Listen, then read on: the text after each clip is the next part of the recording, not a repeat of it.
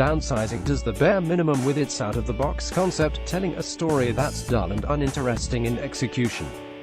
Downsizing is the latest film from director Alexander Payne, who has delivered numerous critical darlings throughout his career, including Oscar-winning films such as Sideways and The Descendants.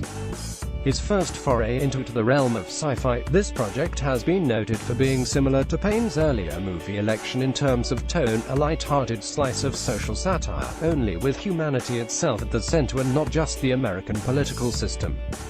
Due to the unique premise and Payne's pedigree, many thought Downsizing could emerge as an awards contender, but it sadly comes up short of its goals. Downsizing does the bare minimum with its out-of-the-box concept, telling a story that's dull and uninteresting in execution. Paul Safranek, Matt Damon, lives a simple life in Omaha with his wife Audrey, Kristen Wiig, working as an occupational therapist. The two are desperate to relocate, but are stretched thin financially and do not have the resources for such a move. Everything changes when Paul catches up with his old friend Dave Johnson, Jason Sudeikis, at a class reunion. To Paul's surprise, Dave has undergone a revolutionary procedure known as downsizing, which shrinks the subject's body to a fraction of its original size. Learning how better their existence would be if they downsized and moved to luxurious leisure land, Paul and Audrey agree to go through with it themselves. The miracle of downsizing, unfortunately for Paul, or Audrey, gets cold feet before her procedure, leaving him to live in leisure land alone among his fellow small people. Trying to make the most of the situation, Paul befriends his neighbor Dusan Miakovich, Christoph Waltz, and cleaning woman Ngoc Lan Tran, Hong Chow, learning that there's more than meets the eye in this strange new world. Paul eventually has to decide what he wants to do with his life, and could help the human race survive well into the future. Downsizing comes up well short in the script department, a huge disappointment, considering it was Payne and his longtime writing partner Jim Taylor who penned it. There's no denying the inventiveness of the concept, but the two do very little with the idea besides presenting a bomb-using what-if scenario. The story treads water and goes through the motions with no real through line to follow until well into the film, and by then the central conflict, if it can be called that, is introduced far too late for the audience to truly care. As a result, Downsizing drags towards its conclusion, and clocking in at 2 hours 15 minutes, could have benefited from some trimming in order to improve the pacing. The film feels much longer than it is because there's very little to the narrative. Matt Damon and Kristen Wiig in Downsizing. Payne also struggles to design a cast of compelling characters to keep audiences' attention. Damon is perfectly fine as Paul, but the actor is doing little more than a riff on the everyday American persona he's played several times before in his career. The role does very little to challenge Damon, and he doesn't leave much of an impression. Likewise, Wiig and Sudeikis are completely wasted in thankless parts that go nowhere. Both are introduced as key figures in Paul's life, but the narrative discards them so easily, neither registers in the grand scheme of things. An argument can be made both are ultimately superfluous since they contribute little to the tale.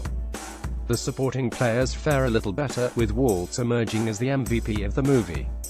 For all of Downsizing's shortcomings, there's inherent joy in watching the Oscar winner portray a sleazy playboy who enjoys partying all night long. This isn't Waltz's best work in his career, but it's a great showcase for his range and he'll be the favorite of many. Chow's Ngoc Lan, on the other hand, is memorable in part for the wrong reasons, as the role riskily toes the line of culturally insensitive stereotype.